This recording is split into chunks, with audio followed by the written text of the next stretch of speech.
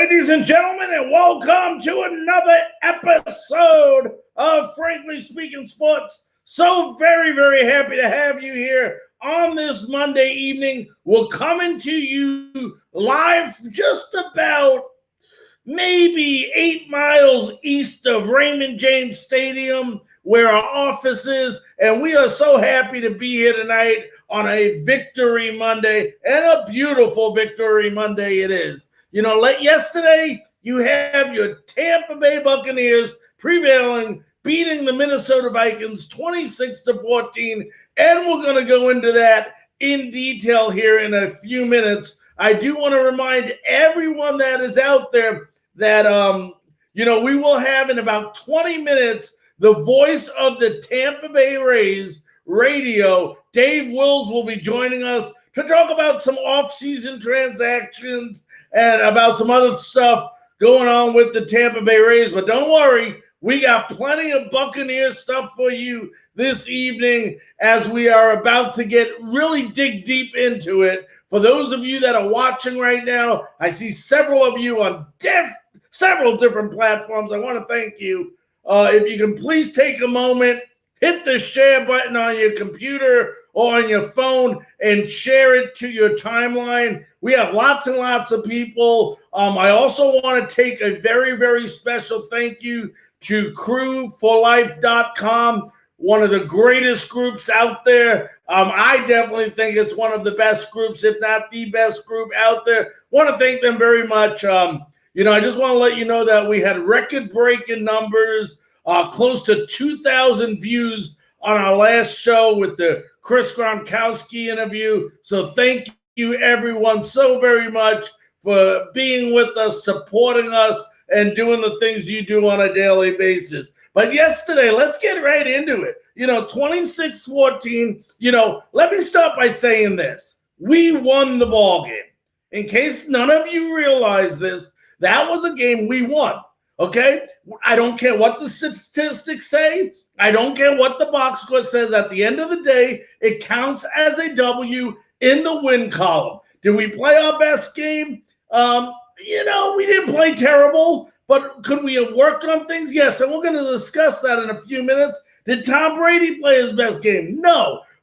And those of you that are continuing worried about Tom Brady and the 2 deep balls that he missed yesterday, just calm it down a little bit.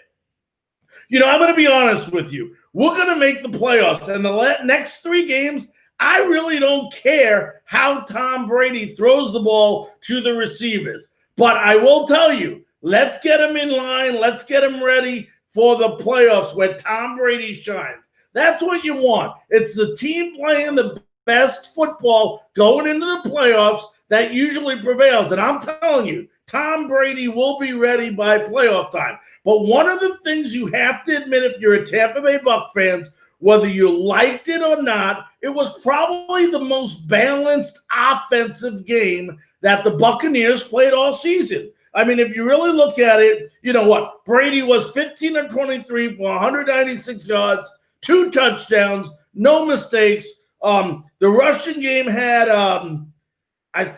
26 rushes. So you got 26 rushes and 23 passes. You actually had more rushes in this game than you did passes, and it prevailed. You won the football game. Now, there was some things that we could have done better, and we'll go over that to help the defensive side of the ball. The one thing that we have to work on the next 3 games versus Atlanta twice and versus Detroit is going to be our defense. Our defense has a way of starting out very slow. And when you look at it, and even if you look at this game yesterday, one of the things we have to do is we have to keep our defense off the field. When you look at the time of possession in that game yesterday, and you see 39 minutes for the Minnesota Vikings and only 19 minutes for the Tampa Bay Buccaneers, that means 2/3 of that game, your defense was on the field, which is way too much.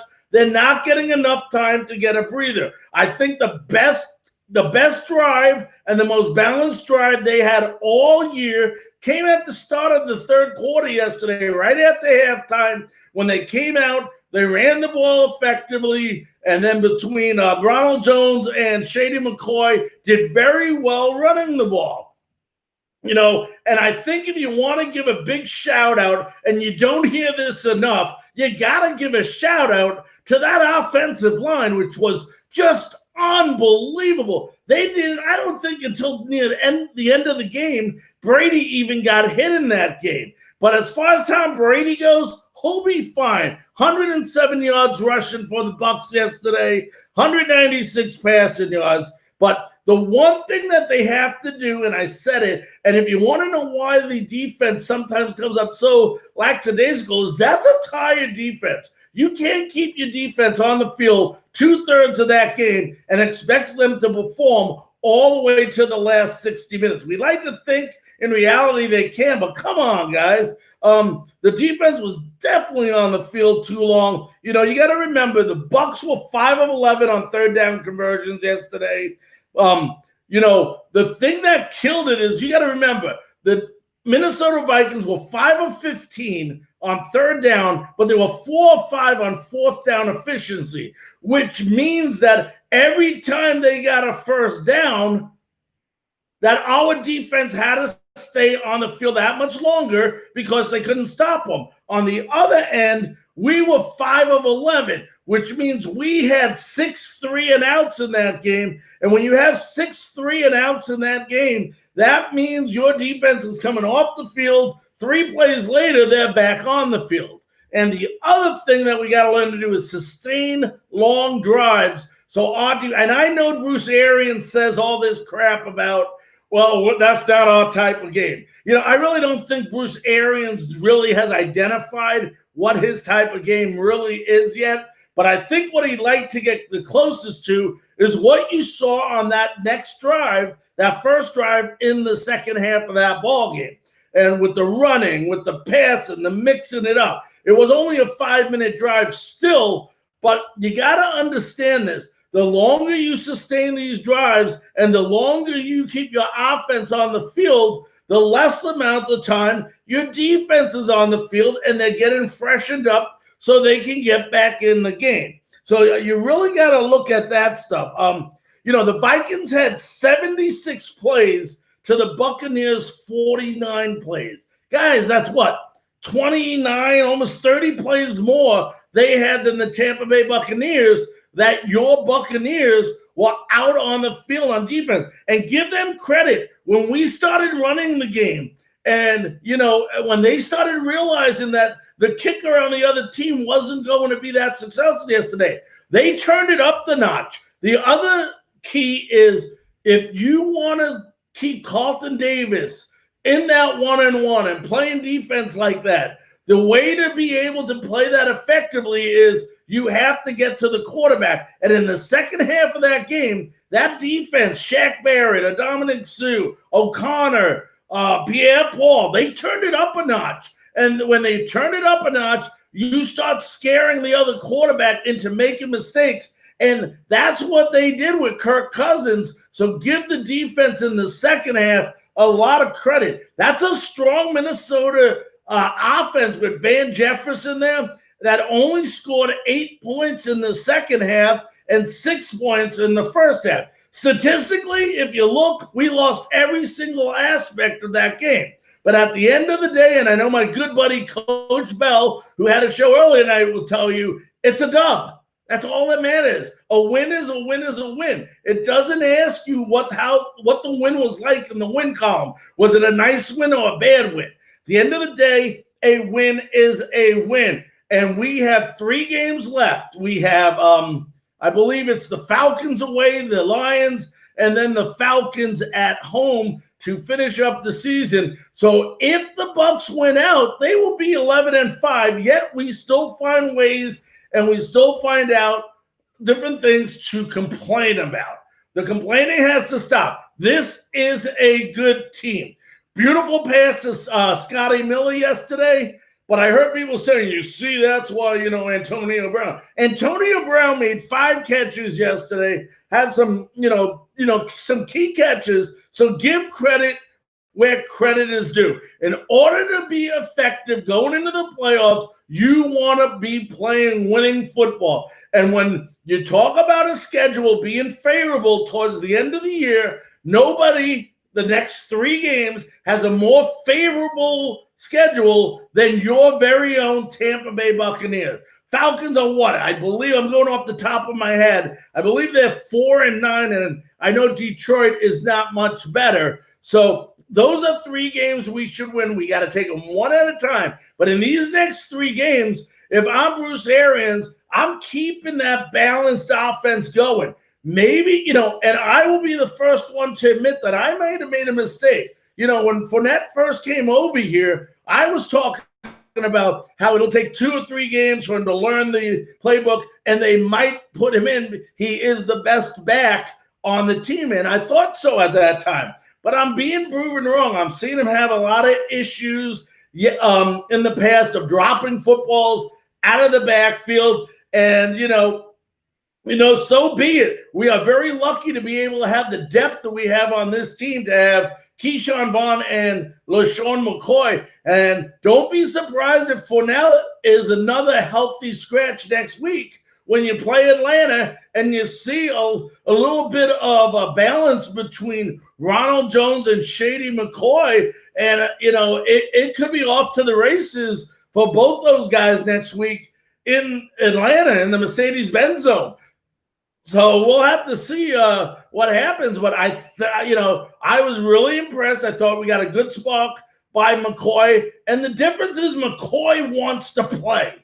He wants to play, and that's the thing. The attitude that McCoy has seems to be much better than what Fournette has. And I'm not knocking Fournette. I'm the one at the beginning of the year that said when he got over here that he was going to be a great addition. Obviously I've been wrong. That was one of the things I've said, and I'll admit it right here live that I was wrong, and I think a lot of us were wrong. And that's okay to be wrong if we're a better team without him. So I don't think any of us, will complain. But when you look at that game yesterday, Tom Brady played a mistake-free game. And, that's what we want out of Tom Brady. Don't make unnecessary mistakes. And he didn't. Let's get that. There we go. So congratulations, Tom Brady there. But, I don't like this stuff where Arians comes out and says, we're not a clock management team. Well, you know what? If you want to win football games, Bruce Arians, you're going to have to learn to stop being stubborn and adapt to today's world and not go back, 10, 15 years ago on how we did the game.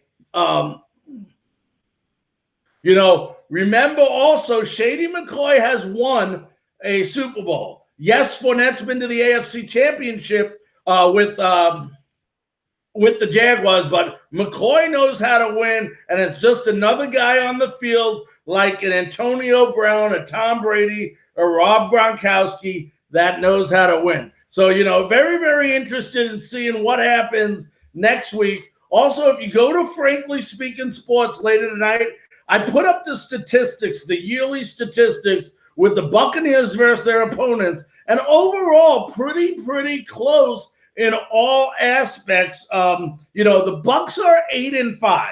8-5, have a good record. That drive yesterday was about 5 minutes between that run and pass in. I think it ended with a 2-yard touchdown to Rob Gronkowski. So, give credit there. And I think if we can play the way we played in that second half, I would, once again, the defense still scares me against the pass. And I got news for you. The next 2 quarterbacks you play may be on losing teams, but the damn good quarterbacks in Matt Ryan and Matthew Stafford. So I like to see Bradford. I like to see how we do at least containing those receivers on both those teams to get us ready for the playoffs. But I said this earlier today, and I'll say this again to the fans that are listening. Just relax. We should win these next 3 games. Number one, we got to go ahead and play one game at a time. You got to play one game at a time. And then another thing is, you got to play mistake-free football and put pressure on the quarterbacks. If our defense can put the pressure on the quarterbacks, it doesn't matter how open these receivers get because they won't have time to throw the ball. But, Tom Brady was excited after yesterday's win. And let's go ahead and see what our star quarterback had to say, especially about the offensive line in yesterday's ballgame.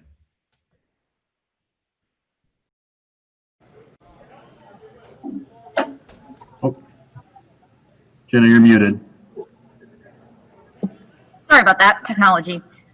Congratulations first and foremost. Just wanted to get your thoughts on today's performance and how big was it for you guys to come out of the bye week, especially considering you guys had 2 losses. How big was it for you guys to come out of the bye week with a W? Yeah, it was a good win. We're obviously going to need to, keep just making progress. And it was a good week of practice, and, defense was on the field a lot. We didn't, on offense, didn't convert as many third downs as we needed to, but, it was a good win for our team, so keep it going. All right, next is Greg Allman. Hey, Tom, you guys didn't have that many chances on offense early, but just if I can ask you about the Scotty Moe touchdown and what that did to give you guys a spark on offense. It was a good play. They ended up rushing 3, and the line did a great job protecting. They've been protecting all year, and they protected great today. Didn't give much pressure, very few penalties, if any. I don't really remember any. And they gave me a lot of time on that play. Scotty ran the post and just got it up over the top of the safety, and Scotty made a great catch. So big play for us. We just got to keep making them. Next is Scott Reynolds.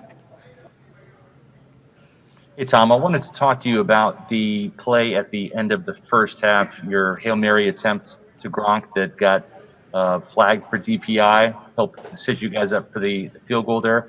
Just speak to that throw and Bruce's decision to go for it and try to get some points with less than a minute left right before halftime. Yeah, it was good. We hit a ball to the tight end, and we hit AB on the crosser, and then had a shot at the end zone. So it was a good play, and ended up getting three out of it. It was a good, it was a good play by us offensively. They got the PI. Gronk was going up to possibly get that, and ended up working out well for us. All right, we'll go to Rick Stroud.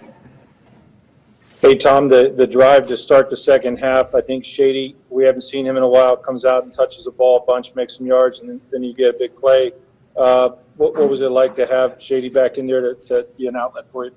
It was great. Great for him to be in there and contribute. I know he's been itching to get back in there and make plays for us, and he did today. So, everyone appreciates how hard he works and, the pro that he is, his mentality, to practice and his prep for the game. And it was great to see him make plays. We'll go to Ira Kaufman. Hey, Tom, 8-5 sounds a lot better than 7-6, Tom. Yep. So what does this win do for this team's confidence going forward? Yeah, winning in the NFL is tough. I've been doing this a long time. There's no easy games. Everyone's a battle, and there's a team that's won, I think, 4 or 5 or 5 or 6. They've been in a lot of games and very competitive. They had some great players on offense, some really dynamic players on defense, especially in the secondary. And it was just good to get a win. So it feels good. By the end of tonight, we'll kind of move on and get ready for Atlanta and go there. That's going to be the biggest game of our season. All right, we'll go over to Sarah Walsh. Hey, Tom, I know you talked a lot this week about wanting to make progress each and every week. So coming off the bye, is there an area in particular you feel good about that you made progress in today? Yeah, I just think, again, us complementing, our run game, pass game, everything, finding our rhythm, and, finding ways to win games and making plays in situational football like we did at the end of the first half and the start of the second half. Defense came up with some big plays there in the fourth quarter. Man, that's what it's going to take as we go forward. So thank you, guys. Appreciate it. All right, that was Tom Brady. After the interview with Dave Wills, which is coming up in about 3 minutes, we'll give you a call-in number where you can go ahead, call in, ask questions. Want to thank Eric and Tommy right now. See you guys joining in. Thank you so much, as always, for joining into our broadcast. Want to thank everybody on several different platforms as well for joining in. Like I said, it was a big win yesterday. And, we're looking forward to next week, and we'll talk more about that. But for those of you that have not become members of Frankly Speaking Sports on Facebook, go to our Facebook group, Frankly Speaking Sports. We keep you updated on the latest news, sports news, everything going on around the Tampa Bay teams, including our great college USF. So make sure you join that. Also want to let you know we are right now being shown live on YouTube, Frankly Speaking Sports Network on YouTube. Go ahead. You can see all our shows live, or you can see all our shows tape recorded the following day, 12 hours later. We also have a Twitter account. Boy, are we all over Twitter. We have some of the fastest and greatest insiders working day in and day out for you to get you the fastest news as fast as possible and the quickest updates. I know those of you that are members of Frankly Speaking Sports, you wonder how we constantly get all that stuff, because the people that we work with and associate with, and we're proud to be able to do so. Also, we retweet a lot of information, a lot of retweeting going on by our staff on Twitter. So go ahead, at Larry Frankus with the US at the end, and you can go ahead and become a member of Twitter as well. Also, after the show, I'm going to put the line number up right now. You are able to call in. We will not accept calls until after the interview with Dave Wills. That way, we're not interrupted throughout this process at all. We're about a minute away from getting Dave on. We're looking forward to this conversation. We're going to be going ahead and talking about some of the moves the Rays have made during the offseason, such as Hunter Renfroe being gone, Nate Lau being traded. Also, some of the things we're hearing about, maybe, us going out and getting a couple of players here.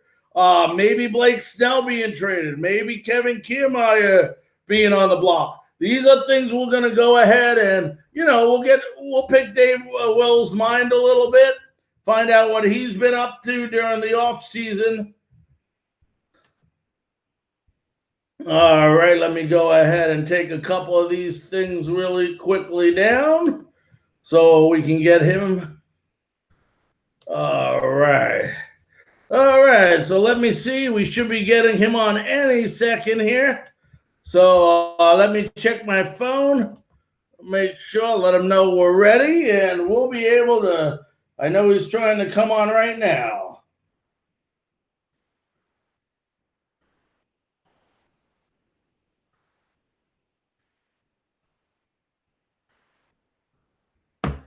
All right, let's go.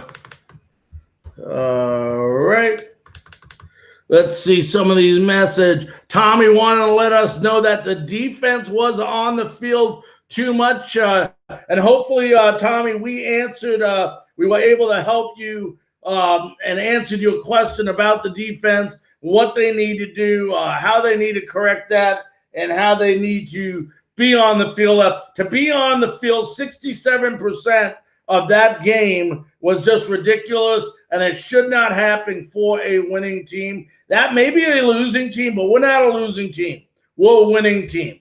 And, we should expect more. And the way that helps is our offense has to execute those third down conversions. By executing those third down conversions, and I know Bruce Arians says we're, the long pass, score quickly type offense, but, that's great if you're scoring quickly. But if you're not scoring quickly, then you have to manage the clock. And for any coach to say, we're not a clock management type team, I kind of cringe when they say that, because you're whatever it takes to win ball games. And if you remember, there was a couple games, I hate bringing up last year, but where Bruce made a couple of mistakes on his own on clock management towards the end of the games. And the reason why he may have made mistakes is because he doesn't practice it a lot in the games that he is playing because he thinks they don't need to.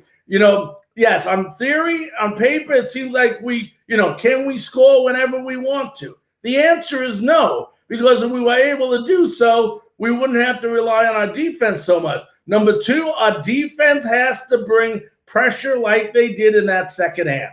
You bring pressure on in that second half. I don't care if you're Patrick Mahomes, Kirk Cousins, or Tom Brady. You're not that quarterback that you're guarding and pressurizing is not going to be able to perform at a high level. And that's exactly what they need to keep doing in order to be successful.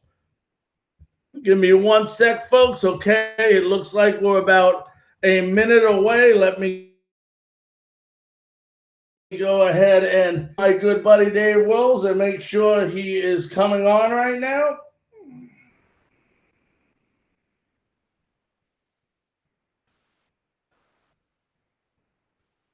Okay. All right. We just texted him, let him know we were ready. So he should be joining us momentarily here on Frankly Speaking Sports. So we'll give it another couple minutes and otherwise we'll figure it out what's going on there. If any of you in the meantime, thank you, Tommy, for that remark. Please go ahead and leave messages. We'd love to go ahead and get you on the show, whether it's through a message. If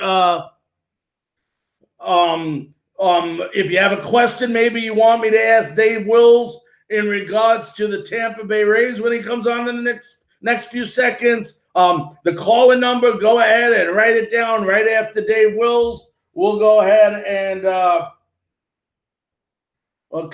we'll go ahead and then get those questions in. Let me go ahead and take that number down.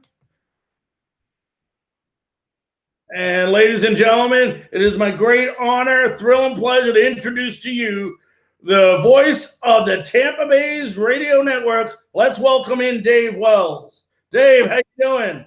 I'm doing good. How are you? I'm doing great. Thanks so much for coming on. I know it's your vacation time and everything, and here we are putting you back to work, so I apologize. It beats working for a living, so no problem. Actually talking about that, when you're a broadcaster like yourself, and, I know towards the end of the season, especially if your team isn't winning, good thing for us, the Rays were winning, but do you know how you get the itch for the season maybe to come to an end? What time frame is it before you get that itch to say, okay, I'm ready to go back? You know what? Usually it's about, it all depends. Honestly, like you said, it's been a few years since we've had seasons where we've liked to forget them. You got to probably go back to 2017 or so, to when the Rays were under 500, and we've been a little bit better here the last 3 years, and obviously making it to the World Series. I've noticed in the years that we've made the postseason, or at least played to the very, very end, I probably need about a month or 4 or 5 weeks to kind of just decompress. The first couple of weeks are probably spent being a little ticked off that we're not still playing. And then the next couple of weeks are probably like a regular vacation where you can kind of disconnect and relax for a little bit. But usually by about 4 weeks, 5 weeks, I'm ready to get back to work. Now, sometimes when we've been out of it, which again has been few and far between over the last few years, you kind of spend maybe that last month of just kind of catching your breath, because you're not really living and dying with every single pitch like you would in a pennant race. And at that particular time, we've only had that happen a couple times in the last, say, decade. By the time that's over, I'm almost, once the season's over, ready to go back to work right away. So with that being said, after making it to the World Series, going as deep as we did, getting through Thanksgiving, COVID's been a pain in the you-know-what. So it's been one of those things where we really haven't been able to enjoy our offseason maybe as much as we'd like. But I'm usually ready to get back to work right about now. And I think so are my wife and daughter usually at this time, too, to get me back out of the house. Now, Dave, it was a unique year last year. I mean, we all know that. And even for the broadcasting, I mean, the way things were done have never been done before that we've seen in our lifetime. Latest news we're hearing is, and of course, it's all based on things can possibly change, but they plan on starting spring training as normal. They plan on having a full season. Even with that, do you find from last year some of the innovations and some of the new things that they done with you and maybe Andy, sometimes not being at the site and calling the game from Tampa and things of that sort? Do you see the future of baseball maybe going to that, or are broadcasters, you think, going to still be going to the games?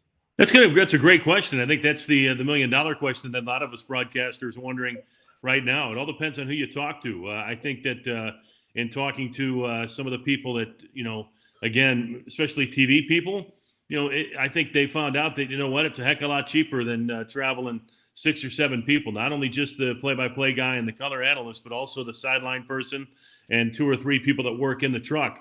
They probably found out that, you can do a pretty good job of covering a game on TV without sending anybody on the road. It was a little tougher for radio, and it will continue to be a little bit tougher for radio to not send guys on the road. I think that, we fought through it. It was a challenge every time we were calling a game off a monitor, but, we've been told by some of our higher-ups and by a lot of fans, too, that they really couldn't tell that we were calling games off a monitor. I don't know if that's good or bad for our sake, but there were some pluses and minuses to not traveling, obviously. I think one of the best things about traveling is the fact that you get the chance to see the big cities and great cities around our country, and Toronto as well. But it's also the worst part about the job, because you spend a lot of time away from your family, almost 100 days by the time it's all said and done. So I think you're going to be following the almighty dollar. I think that there's going to be some times where maybe, some front offices look and say, you know what?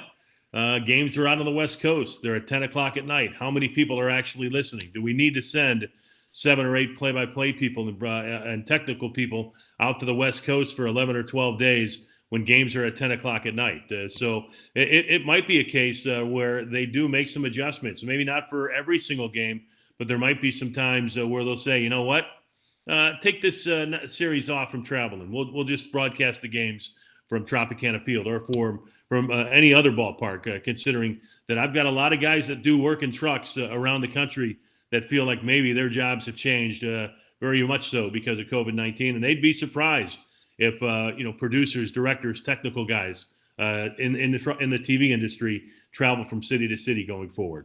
Yeah. Now, we talk about an encore, and the only way for a team year over year to do an encore is to be better than they were already.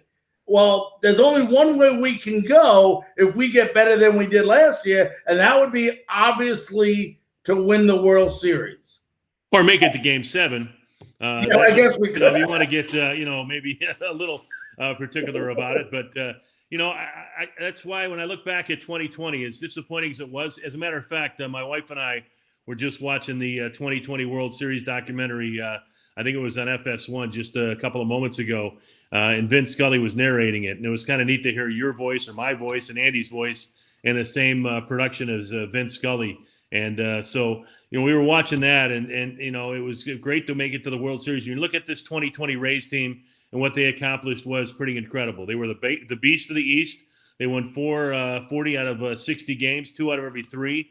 That's an impressive feat. Then they were the best of the West. They went out to San Diego and they beat the Houston Astros, and then they beat the New York Yankees, and then beat the Houston Astros to get to the World Series and came up short to a machine of a team in the Los Angeles Dodgers. I mean, how many teams can look at what the Rays did here over the last 3 years? They went from 90 wins to 96 wins to winning 67% of your ball games. That's an incredible feat to improve upon what they've done in each of the last 3 years. And that's a credit to Eric Neander and the job he does. It's a credit to Kevin Cash and his coaching staff. And then ultimately the credit goes to the players who got the job done. But you're right. I mean, once you get to the World Series, I've told this to Andy going back to 2008 when the Rays made the playoffs for the first time.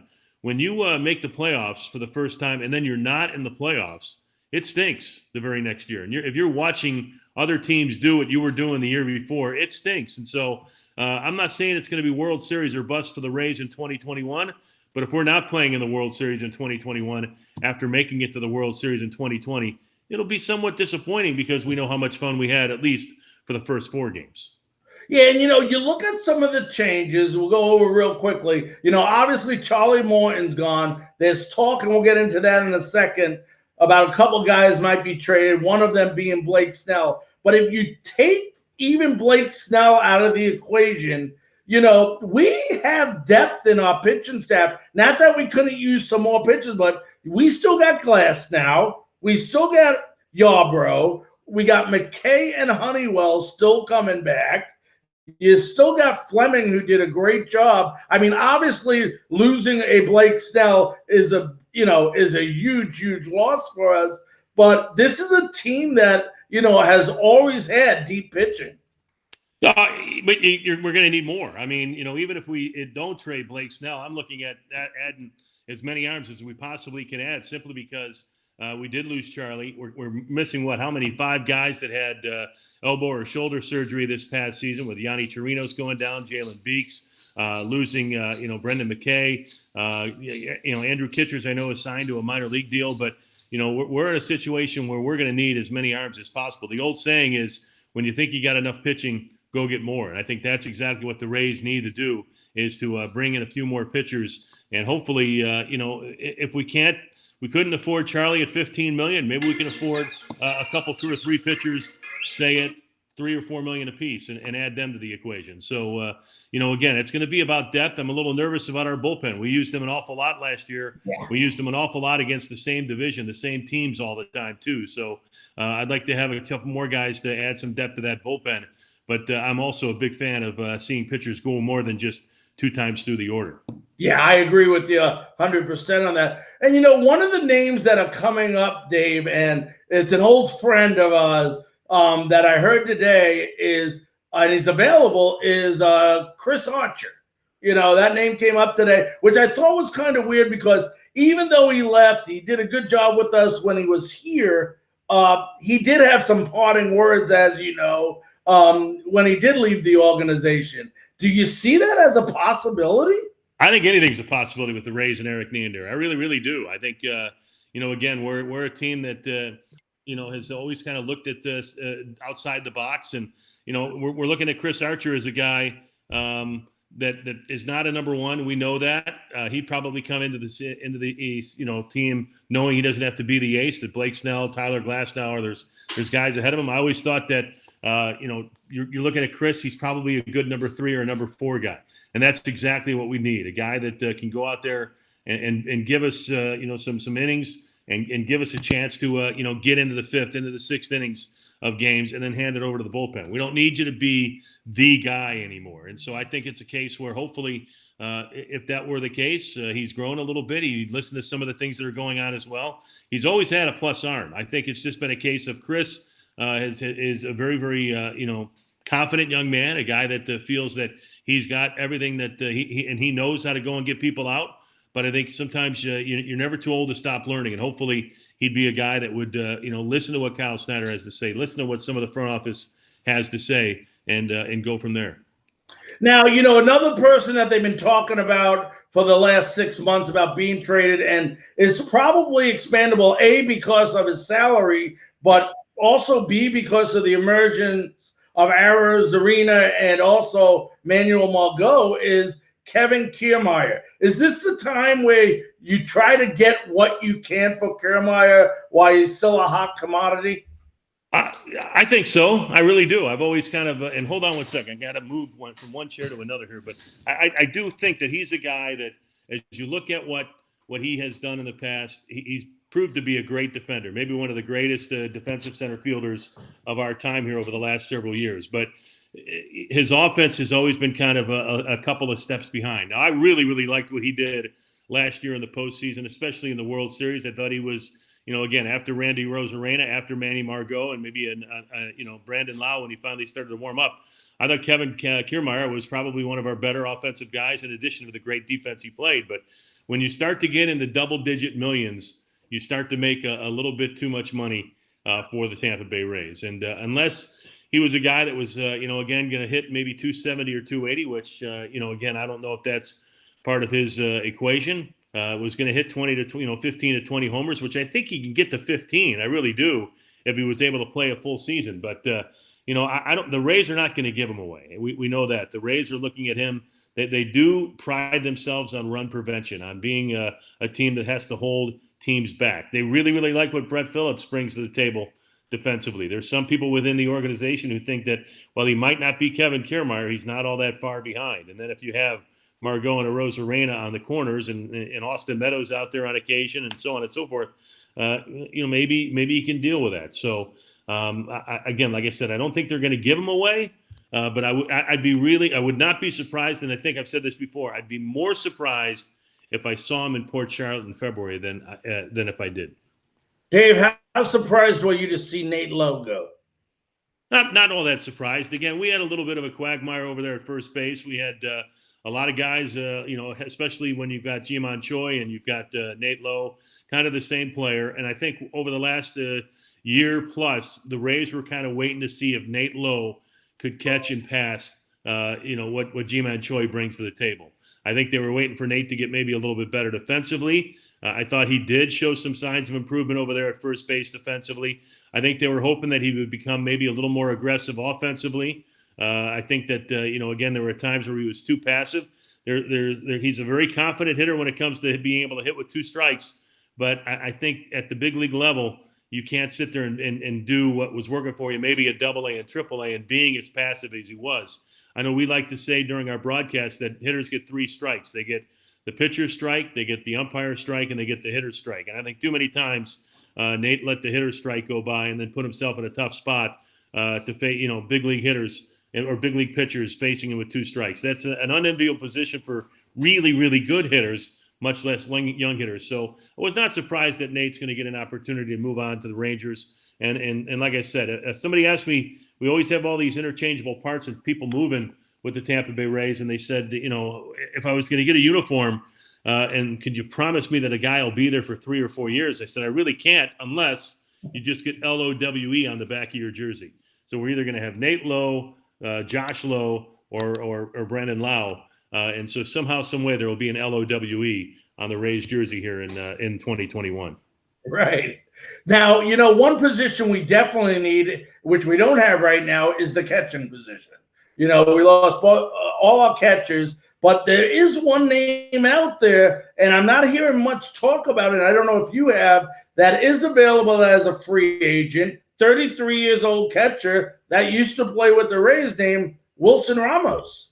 Is that a possibility of a reunion with Wilson? I'd be kind of surprised if that was a possibility. I think Wilson expressed some interest while he was with us in his last year of coming back, but really wanted to maybe play first base a little bit more. And we don't really need another first baseman. We've got, as we said, Ji-Man Choi over there.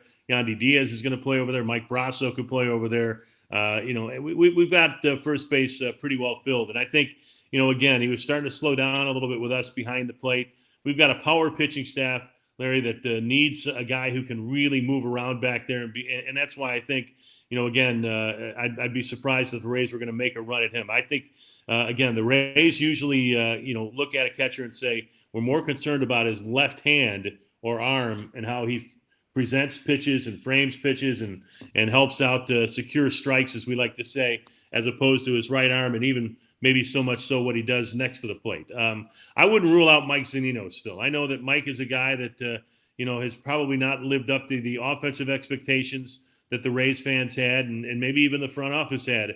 They were never asking him to be a 250, 260 hitter, but I think they would have liked to have seen maybe a little more consistent 210, 225 in that range with occasional pop, which is what we saw for the first couple of rounds of the postseason when he was back into the lineup. So, and our pitchers love throwing to him.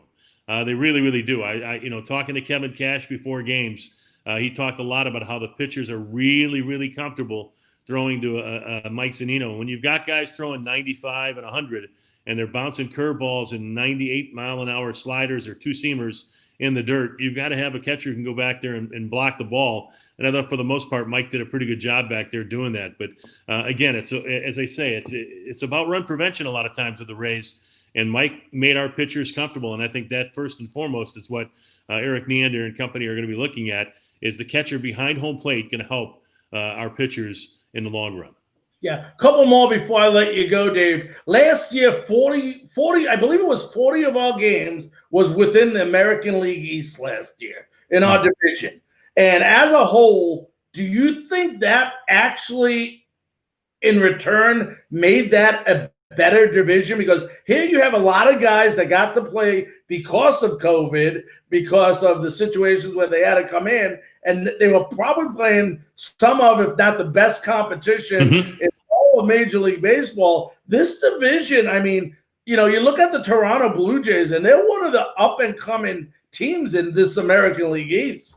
Yeah, I agree. I think that it was a double-edged sword. I think it was one of those things where, in order to be the best, you got to beat the best. And that goes back to the Joe Madden days when Joe started out with the Rays in 2006. And people would say, well, you think it would be better if the Devil Rays at the time were back, maybe in the American League Central, so they wouldn't have to face the Red Sox and the Yankees and some of the bigger, the market teams. And, the Blue Jays were a team you had to worry about. And Joe said, you know what, if we want to get to where we want to go, we're going to have to beat them somehow and somewhere anyway. So why not just beat them during the regular season? I thought the East Division in both the American League and in the National League were very, very good divisions. You had again, three teams. I don't know why my alarm keeps going off, but it's one of those things where you had really, really good teams in both divisions. You had the defending World Series champs in the Nationals, who I know didn't have a great year last year, but still were a very, very dangerous team. The Phillies were a good team that didn't live up to expectations. The Mets had some talent. The Marlins made the playoffs. The Braves made the playoffs, and that's on the National League side. And then you get over to the American League side, and, the Yankees are the Yankees. Now, the Red Sox had a down year, but they still had some talent. And then, as you said, the Blue Jays were coming up, and the Orioles are starting to, again, kind of flatten out and starting their way back up. So, I think they were definitely tested. There's no doubt about it. They were tested all season long.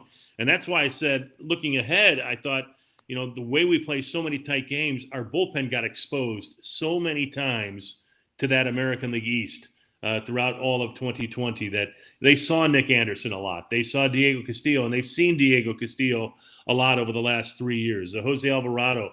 Now they're starting to see Pete Fairbanks a little bit more. Thankfully, John Curtis stepped up and did some nice things out of the pen. We saw Aaron Loop do some things as well. But that's why I said going forward, looking ahead to 2021, because of the competition we're going to see, I think the Red Sox are going to be better if they get some of their guys healthy, and especially if Chris Sale comes back, if they hold that group together. Red Sox are going to be better, and so our team's going to have to be better, and our bullpen, I think, will have to have a couple more different looks going into 2021, because I think we showcased our bullpen so much because we play so many close games all the time. It's always a close game. Yeah. Now, let me ask you this before I let you go, because it's amazed me, and not that I'm surprised, but when you always judge, they say, by who you develop, by how successful you are, the people that are underneath you, how far ahead they get. And when you look at the Rays and the people that are managing in the major leagues right now that came from the Rays organization, you mentioned Toronto, Davey Martinez over there, in Washington. We got Minnesota, Rocco Baldelli, of course, Joe Madden when he was in Chicago. Isn't it incredible the amount of names over probably the past 5 to 10 years that has come out of the Rays organization? And Derek Shelton, the manager of the Pittsburgh Pirates, was our head coach for a number of years. It is incredible. And now we're starting to see a little bit of a front office brain drain from the Rays as well. We saw Chaim Bloom move over to the Boston Red Sox during the offseason. James Click went to the Houston Astros as a general manager during the offseason. You saw Matt Arnold, who was in the front office a number of years ago with the Rays, a handful of years ago, has worked his way up now to general manager of the Milwaukee Brewers. And then obviously Andrew Friedman over there with the Los Angeles Dodgers. So, what is it? Imitation is the sincerest form of flattery. They see what the Rays are doing with minimal money being spent. And why wouldn't you try to do it? Maybe the opportunity to again, maybe save a few bucks if you can, but also if you can afford to go out and buy some players, then why wouldn't you try and model what the Rays do and then add to it? And, so it's been tough. It's going to continue to be tough because every time we do something, it's going to be copied and pasted and put together by another team. And right now, we're looking at the free agent situation, and it's no wonder the Rays have to kind of sit back and wait to see what's happening. And I wouldn't be surprised is when you do start to get to that next tier of players that, this is what works against the Rays, is that we show some interest in a player. And I'm sure that player's agent is only doing his due diligence, But then he goes and whispers to teams with deeper pockets and says, hey, the Rays are interested in my guy.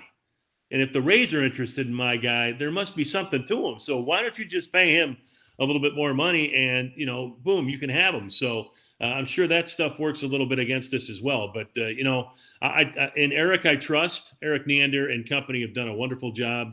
Here, again, as I said, they've gone from 90 wins to 96 wins to winning 2 out of every 3 ball games in 2020 and getting to the World Series. So I'll take my chances with Eric Neander putting together a team. And I really am looking forward to seeing how everything plays out as we get hopefully closer to playing 162 games in 2021. Yep, hopefully we're just a couple of months away, but we'll see how everything pans out. Dave, I want to thank you very, very much for taking the time to join us tonight on Frankly Speaking Sports. Anytime. Appreciate it. It was fun to do. All right, Dave. You have a great holiday, okay? You too. Thank you. All right. Bye-bye. That was Dave Wills, the radio voice of the Tampa Bay Rays. And a lot of good information out of that. He talked to us in regards about the Rays, some of the moves they made, some of the acquisitions they made. So, really, really, really great conversation. As always, it's always great. We get him on. We've had Dwayne Stats on. So, I want to thank Dave so very, very much for taking the time to come on this evening. Ladies and gentlemen, we got about 6-7 minutes left. If you want to leave a message, Eric, thank you very much. Appreciate you saying that about the interview. Great, great guy. I mean, the Rays guys, all of them are so professional, and it's just amazing how this organization continues. And it's, it's not surprising. I said amazing because they got the right people and they continue to find the right people to put in spots in our division. Just a great, great, great, great interview. For those of you interested that want to give us a call in, we got about 5 to 10 minutes left. If we need to, we will stay on a little bit longer. Go ahead and call in the hotline, 813-922-9810. That's 813-922-9810. As I fix my phone to make sure it's ready to go, okay? Do want to remind you, for those of you that have been reading the bottom, tomorrow night, the next 2 nights, we have an incredible show for you. Tomorrow night, it's USF show Bullseye. If you are not a member of our Bullseye show, go to Facebook. It's Bullseye, all capital letter, BULLS, and then EYE. Tomorrow night, we are going to have Jessica Dixon, the all-time leading scorer in women's basketball. She's a member of the USF Athletic Hall of Fame, is going to be joining us tomorrow night. What an incredible show that is going to be. All of you, please make sure to tune in. If you have friends that are USF fans, it's not going to be a surprise if they heard the name Jessica Dixon. Then on Wednesday night, Frankly Speaking Sports is back on Frankly Speaking Sports and crewforlife.com as always. Listen to this. This guy that I'm having on Wednesday night, he was the third baseman for the Baltimore Orioles that replaced Brooks Robinson. And he was the third baseman that was replaced by Cal Ripken Jr. Any ideas? Ladies and gentlemen, it was our honor on Frankly Speaking Sports to announce we have just been informed this Wednesday night we will have former great Baltimore Orioles third baseman Doug DeCinces will be joining us live on Frankly Speaking Sports. That's definitely a show that you definitely want to see. What great stars. Imagine talking about Brooks Robinson and the great Cal Ripken, some of the great Orioles like Ken Singleton, Eddie Murray, all these guys back then that Doug had played for. Just incredible show it's going to be Wednesday night. So you definitely want to make sure that you tune in for that show. That should be another terrific show. And then, of course, we have all sorts of guests throughout the rest of September for you. Tomorrow night, we will talk some USF basketball, both men's and women. A lot of things going on this week. USF starts conference play this Wednesday. I believe it's both women and men's. So we'll have a preview. Me and my great host, Bradley Lewis Walker, will have that for you tomorrow. We're beginning at 9 p.m. Eastern time. So we want to make sure you definitely join in for that. And once again, if there's any questions, if you want the latest update on the news in sports, you can either go to Frankly Speaking Sports group page on Facebook or join us on Twitter at Larry Frankus. That's with a US at the end. Also, if you want to watch all our shows live on one channel and never have to switch, go to YouTube. We're on YouTube Live now. Frankly Speaking Sports. All the Frankly Speaking Sports productions, including Frankly Speaking Sports, Pigskin Thursday, and Bullseye, are not just live, but also recorded on our YouTube channel for your listening pleasure. So it's incredible how big we're getting. We continue and continue and continue to get bigger. Want to also remind everyone, we're starting to get some questions and thoughts about people asking about advertising. If you're interested in advertising on Frankly Speaking Sports, whether on all our different channels, just give me an instant message and I will tell you how to get more information on that particular area. Ladies and gentlemen, as always, it's been a terrific show. I want to, first of all, thank all of you for tuning in this evening. And second of all, I want to thank our special guest tonight, Dave Wills from the Rays WDAE, the Rays Radio Network, for joining us this evening. What a great, great show. And we'll see you again tomorrow on our Bullseye platform at 9 p.m. Eastern Time. Ladies and gentlemen, good night.